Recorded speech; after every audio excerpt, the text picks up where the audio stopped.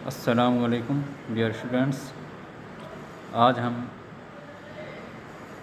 हिंदी व्याकरण का तीसरा चैप्टर पढ़ेंगे। चैप्टर नंबर 3 है जिसका नाम है शब्द के प्रकार। इसमें ये शब्दों का वर्गीकरण इसमें अलग अलग तरह से किस तरह से होता है इसके बारे में हम जानेंगे। शब्द, जैसा कि हम पिछली वीडियो में बता चुके हैं, शब्द किसे कहते हैं? वर्णों का सार्थक समूह शब्द कहलाता है। जैसे 3 वर्ण हम यहाँ पर लें, का प्लस मा प्लस ला, 3 वर्ण हैं और तीनों को मिलाने से एक शब्द बना कमर। तो ये कैसा समूह है? सार्थक है, यानी इसका एक मायना है, इसका एक अर्थ है, तो इसे हम कहेंगे सार्थक समूह। तो ये क्या कहलाएगा? शब्दों का सार्थक समूह, वर्णों का सार्थक समूह शब्द होता है। अब शब्द के अलग अलग प्रकार होते हैं। शब्दों का वर्गीकरण कई तरह से किया जाता है, जिसमें एक तो ये आपका प्रयोग के आधार पर शब्दों का वर्गीकरण होता है, रचना या बनावट के आधार पर होता है, अर्थ के आधार पर शब्दों का वर्गीकरण होता है, उत्पत्ति या स्रोत के आधार पर शब्दों का यानी वर्गीकरण किया जाता है। तो हम सबसे पहले इसमें अर्थ के आधार पर शब्द के प्रकार ये पढ़ेंगे।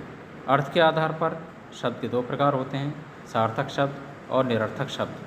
सार्थक वे शब्द होते हैं जिनका अर्थ होता है, जिनका मायना होता है, उन्हें सार्थक कहते हैं। और सार्थक शब्दों में ही ये सब आएंगे, पर्यायवाची शब्द, विलोम शब्द, अनेकार्थी शब्द, अनेक शब्दों के लिए एक शब्द। निरर्थक शब्द वे होते हैं जिनका कोई मायना नहीं होता, जिनका कोई अर्थ नहीं होता। नेक्स्ट, रचना या बनावट के आधार पर शब्द के प्रकार। रचना या बनावट के आधार पर शब्द के 3 भेद होते हैं। पहला रूढ़ शब्द होता है, दूसरा यौगिक और तीसरा योग रूढ़। रूढ़ शब्द वे होते हैं जो परंपरा से चले आ रहे हैं, जिनका परंपरागत अर्थ होता है और इनके टुकड़े करने पर इनका अर्थ यानी इनका मायना ख़त्म हो जाता है। जैसे हाथ को जब आप तोड़ देंगे, हाथ शब्द को हा और था में, तो इसका मायना मीनिंग ख़त्म हो जाएगा। दूसरा होता है यौगिक शब्द। यौगिक शब्द वे होते हैं जो 2 शब्दों से मिलकर बनते हैं और दोनों का अर्थ होता है। जैसे किताब घर, तो किताब घर शब्द जो है यानी 2 शब्दों से मिलकर बना है, किताब और घर से। तीसरा होता है योगरूढ़ शब्द। योगरूढ़ शब्द ये यौगिक होते हैं, 2 शब्दों से मिलकर बनते हैं और इनका एक विशेष अर्थ होता है, जैसे दशानन अर्थात इसका विशेष अर्थ क्या है? रावण। पंकज अर्थात कमल। हिमालय अर्थात एक पर्वत। इस तरीके से नीलकंठ अर्थात शिव। यानी ये क्या है? सब इसके विशेष अर्थ हैं। तो योगरूढ़ शब्द हम उन्हें कहते हैं जो 2 शब्दों से मिलकर बनते हैं और जिनका एक विशेष अर्थ होता है। तीसरा होता है बच्चों उत्पत्ति या स्रोत के आधार पर शब्द के प्रकार। उत्पत्ति या स्रोत के आधार पर शब्द के 4 प्रकार होते हैं। तत्सम शब्द, तद्भव शब्द, देशज शब्द और विदेशज शब्द। इसमें सबसे पहला तत्सम है। तत्सम वे शब्द होते हैं जो संस्कृत भाषा से लिए गए हैं और उसी अर्थ में उसी रूप में हिंदी में इस्तेमाल होते हैं, यानी इनमें कोई भी परिवर्तन नहीं हुआ है। जैसे आम्र, गौ, क्षेत्र, हस्त, नासिका, तो ये क्या संस्कृत के शब्द हैं जो कि हिंदी में उसी रूप में इस्तेमाल होते हैं। तो तत्सम में कोई चेंज नहीं होता, कोई बदलाव नहीं होता, कोई परिवर्तन नहीं होता। ये सेम ऐसे ही संस्कृत के शब्द यानी 100% उसी रूप में इस्तेमाल होते हैं जैसा कि संस्कृत में शब्द इस्तेमाल होता है। तद्भव वे शब्द हैं जो संस्कृत के हैं लेकिन इनमें कुछ परिवर्तन आ गया है। यानी ये भी संस्कृत के होते हैं लेकिन ये कुछ परिवर्तन के साथ हिंदी में इस्तेमाल होते हैं, कुछ बदलाव के साथ। इनमें कुछ बदलाव आ जाता है, कुछ चेंज आ जाता है। जैसे यहाँ पर मैं उदाहरण देकर आपको समझाऊँ। आम्र शब्द, आम्र क्या है? ये तत्सम है।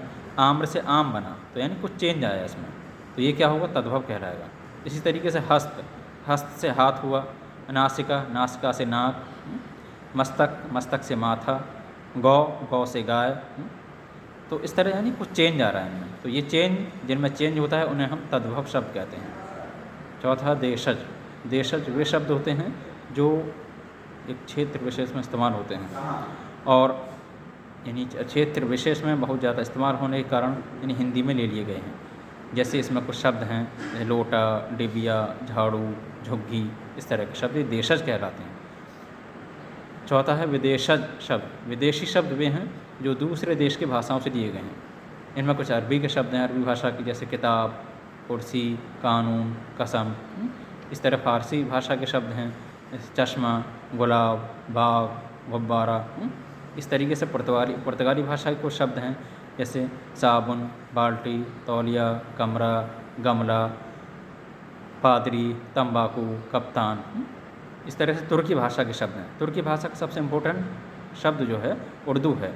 उर्दू तुर्की भाषा का है। इस तरीके से और भी हैं इसमें, बेगम, बहादुर, तोप, बारूद, ये सब, कैंची, कुर्ता, ये सब तुर्की भाषा के शब्द हैं। इस तरीके से जापानी भाषा के शब्द हैं सुनामी और रिक्शा।